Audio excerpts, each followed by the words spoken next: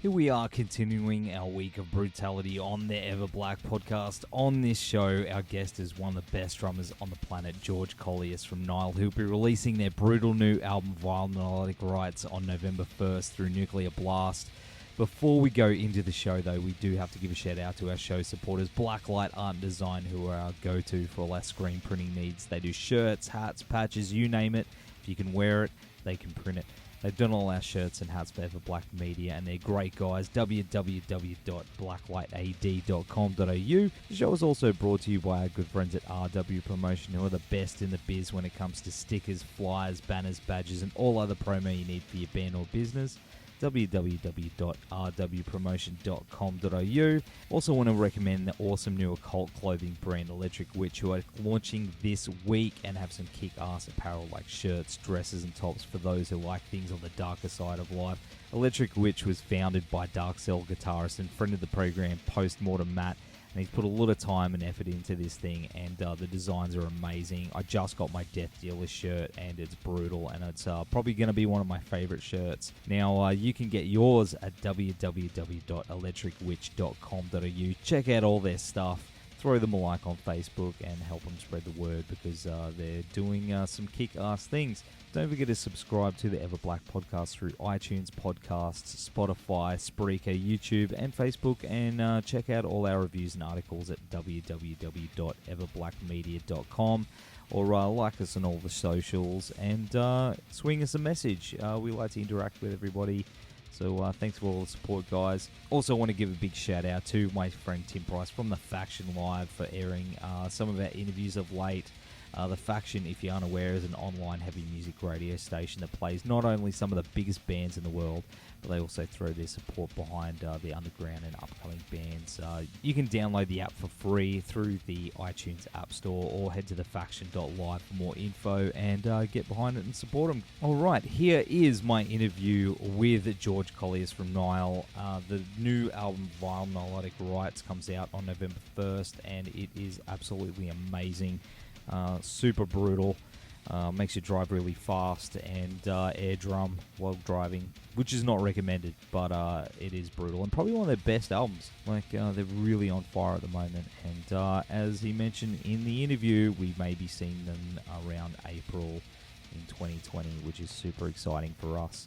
Alright, here is my chat with George from NILE. Enjoy, people. How you going, cool. George? Doing great. Just relaxing. Just got back from the road. We were for a month touring Europe, and I take like 3-4 days off before I go in my studio and go nuts again for the next 20 days, and then we have the US tour. I did see the dates. It just it looked absolutely insane. Yeah. Well, it's a part of what we do. We got a new album, so US and Europe, they're really close. So a lot of time away from home. But on the other hand, playing the new songs. The first tour was really, really fun with Hate Eternal, Vitriol, and Homophagia. It was a great one. And looking forward for US with Terrorizer now. Oh, man, what I'd give to be there. Yeah. Oh, man. That lineup, man, and the new album, of course. I mean, the new NILE album, Vile Nilotic Rites, that comes out on November 1st. And, yes. Man, I've been spinning it, and, dude, it is crushing. Thank Holy you very much. Is it crushing. The fans are hanging to hear it. I've heard it, but most of the fans, they've heard the first two songs that's been released. But how do you feel knowing that, you've been sitting on it, it's ready to go, a couple of weeks out?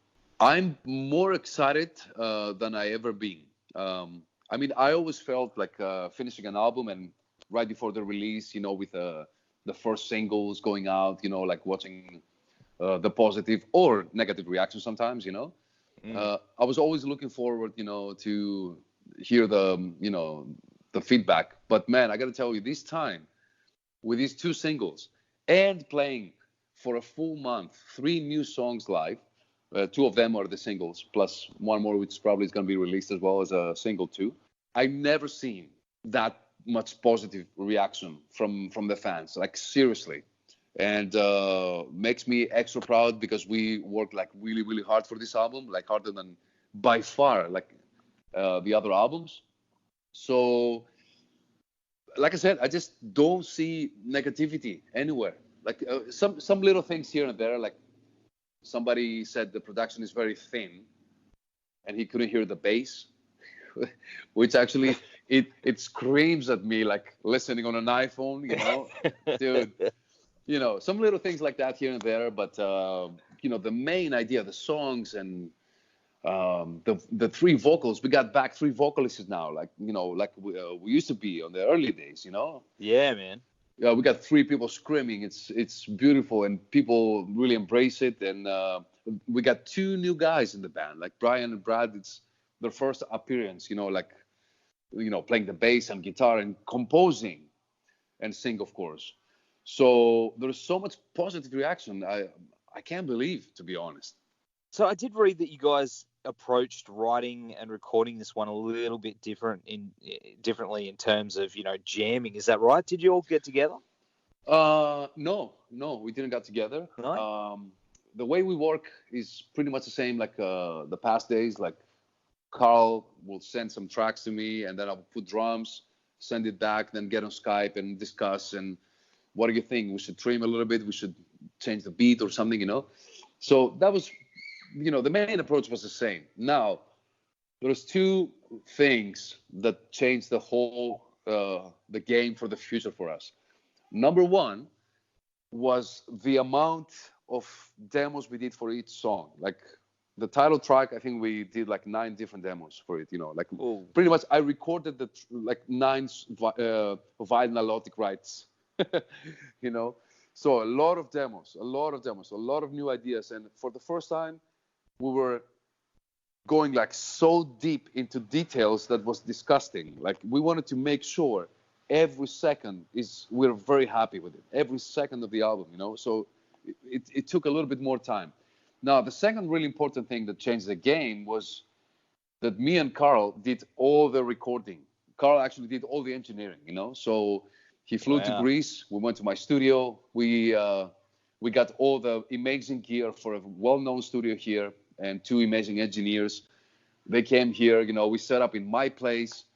So it was like what the really big bands do. So there is no clock, and you go there and you're like, okay, we're gonna deliver the best possible. Otherwise, we're not going out of this fucking room, So I think these 2 things changed the whole thing, especially the second one. So we did everything ourselves. Then we found a new producer, Mark Lewis, which we knew he's a legend, and we heard some of his works.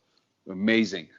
He agreed. He wanted to do the NILE album, and man, the results. I'm like, for the first time, I'm so happy with the production, So everything, worked really positive for us this time.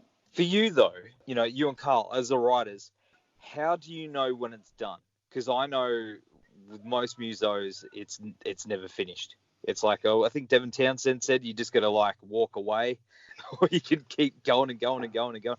How do you know? How do you know when you're satisfied? The answer is very simple. You don't. Like the more time you spend with the song, the more stuff you change, and there is always like, okay, you got 4 months to do one song. Okay, so you write in 3 days, then you track in another day, then you're listening, and then you change stuff for a month, and then you take another half month, then you cross that line, and you make completely, go sideways, So a good song, if you stay more than the time you need to stay there, you'll fuck it up. That's for sure. So there's always a limit. I don't know where the limit is. Nobody knows. And I will tell you the best answer will be to give you on that will be, I don't know if you see it, like there is a funny picture with a skeleton on a mixer. Yeah. Have you seen that? Yes. And yes. The skeleton says, okay, I'm almost done. So yeah, the more time you spend, but the thing is, on this album, we listen to the album every day and see comments and stuff, and everybody's positive, and it's still positive in my mind. I haven't heard something to say, oh fuck, I wish I changed that, which I always say on every album we did in the past, So that tells me a lot, I think I think we did much better this time. It seems to really signify a new beginning for Nile in a lot of ways, especially, with your new members join the ranks. How's it been working with them? It's been a bless from the skies. Like, we found Brian 5 years ago, so he's not technically new. We did tons of touring together, but he never composed anything. So that was his first time, like, having as a full member. And then he actually found Brian. So that was his contact as well. So Brian was another guy, like, joined the band, bring 4 songs on the table. Like, who does that, right? And which I don't know bands. They're like, oh, yeah, okay, we're going to get you. We're going to hire you as a new guitar player. Oh, yeah, you can bring 4 songs. Nobody does that. For us, the door is always open. If you have something to say, if you want to do something good for this band, do it. If it's not good, we will shut you down. Like, okay, this is not good. It's simple. So we will never say yes if the songs were not killer, We kept all Brian's songs. They're all in the album. And Brad also had some really crucial riffs. He brought a lot of music, actually. Not complete songs, but a lot of crucial riffs that changed completely some of the songs. And they wrote some other songs together with Carl. Carl, of course, wrote most of the music as always, and I even wrote a song on this album, like a guitar-wise, So I got a song on the table as well, and I don't know, man. Working with 2 new guys, like they're so hungry to be officially on that album, and that energy hit us as well. So right now we feel as a new band. I can guarantee you right now, this is by far the best lineup Nile ever had. And if you see the band live, you will agree with me 150%. We have so much fun playing the toughest shit we ever played. And it's easy with these guys. I don't know, the whole vibe, it's great. That's so awesome to hear. When it does come to auditioning new members for Nile, which you've had to do in the past, I assume that there's been several requirements, on top of musical ability that come factor into it. Is that a hard thing to do when you're going to nail those people down? Obviously, personality and things like that. Man, sounds like it's worked. Personality is impossible to audition. You never know. Like, we had members in the past. I don't really want to say anything negative, but we had members that, of course, they were really nice in the beginning, and then things changed somehow, and it just didn't work out. Now with these guys, like even with Brian, who's a newer member, he's already 2.5 years in the band. So we've seen everything. We know his family, like we know his kid. He's a super serious guy. Like he's 100% one of us. Like we can tell. Now auditioning, we never audition like in the band room. Usually we audition with videos, and that's actually the way I got hired as well. Because back in the day, they were trying to find a drummer. They couldn't find a drummer. They asked a great friend of theirs. His name is Derek Roddy. He did Black Seeds of Vengeance, the drums. Legendary drummer. Great friend of mine right now. One of my best friends. Back then, of course, I didn't know him. And he saw some clips and he told him, one guy who can play this shit, that's him, but he lives in Greece. So they got in touch, and then I sent them a videotape playing some songs live. And, that's where you can tell. I think Brian, not I think for sure, Brian had to go through a video of him playing 3 specific songs, but also sing them, on top of them. Wow. So, yeah, it's a big test. If you can do that, no pressure. You can play in the band. Yeah. That is awesome. Of course, as for the songs on the new album, there's a song called Snake Pit Mating Frenzy, which is pretty brutal. I think that's one of my favorite ones. You've been playing that live, I think, too, haven't you? Yeah. Yeah, absolutely.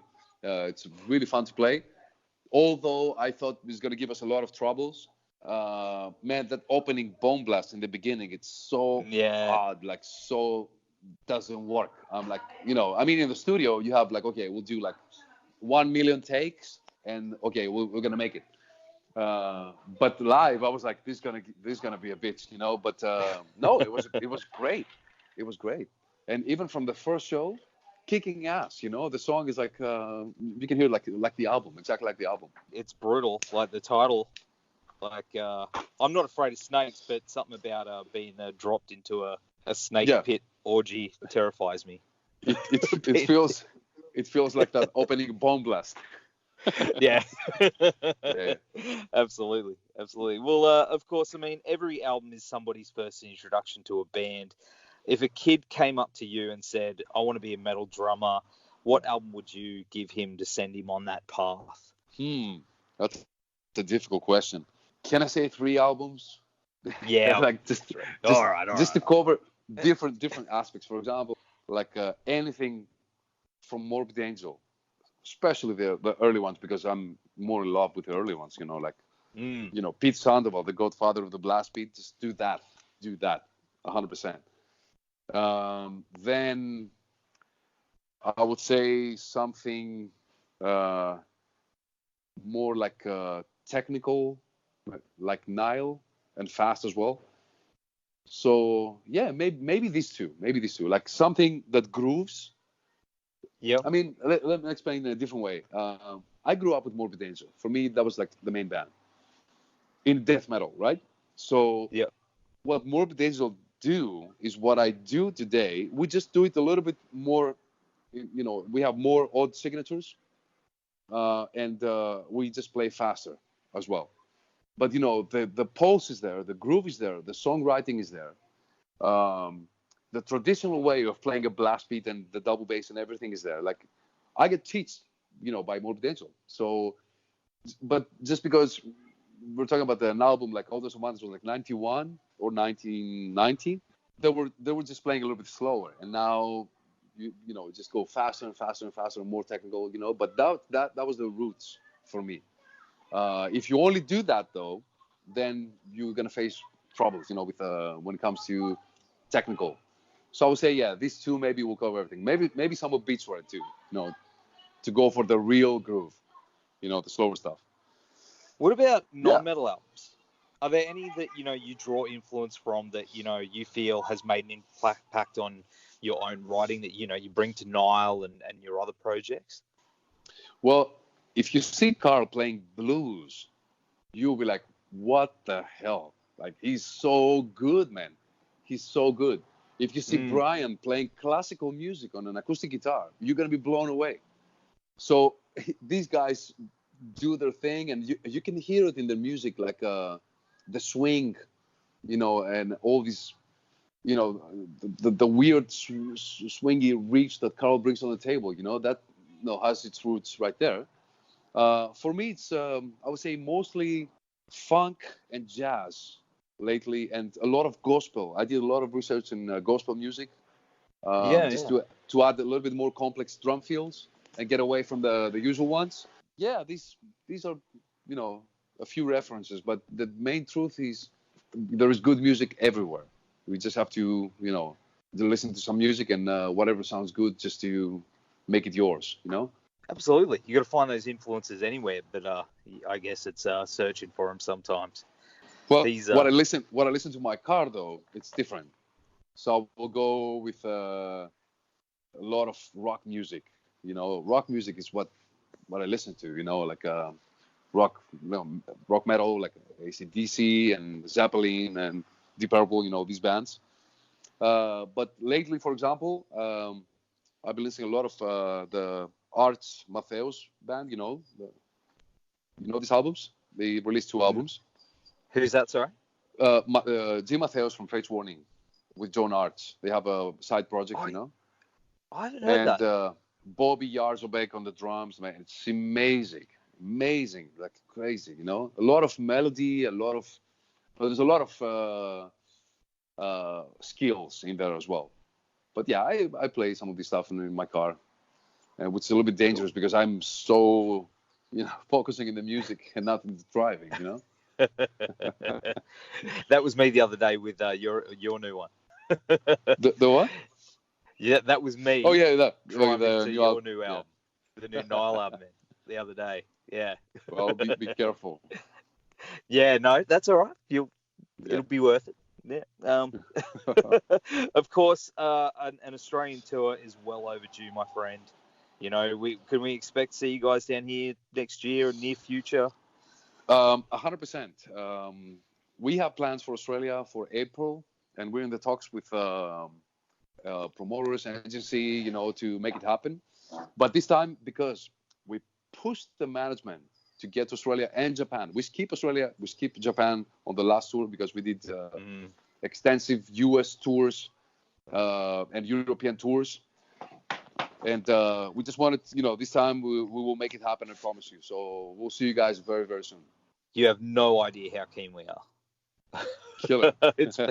Mate, we can't wait. And hearing it's in April, mate, I'll be there. Well, it's not Definitely 100% confirmed, but I'm really, really positive it's going to be by then. That's exciting. That's awesome, man. Sure. Well, dude, thanks again for taking the time to hang out on the show tonight. New Killer NILE album, Vile Nilotic Rites, comes out on November 1st, 2 days before my birthday. There you go. Putting in that order now. Yeah, man. Yeah. And, dude, all the best to you and the boys with the album and the tour, and we'll see you down here for some beers. Yeah, we're always down for that, man. Yeah, well, in Australia, of course. You got the best and wine and everything, and we love it. Thank you for the hospitality. It's a pleasure talking to you.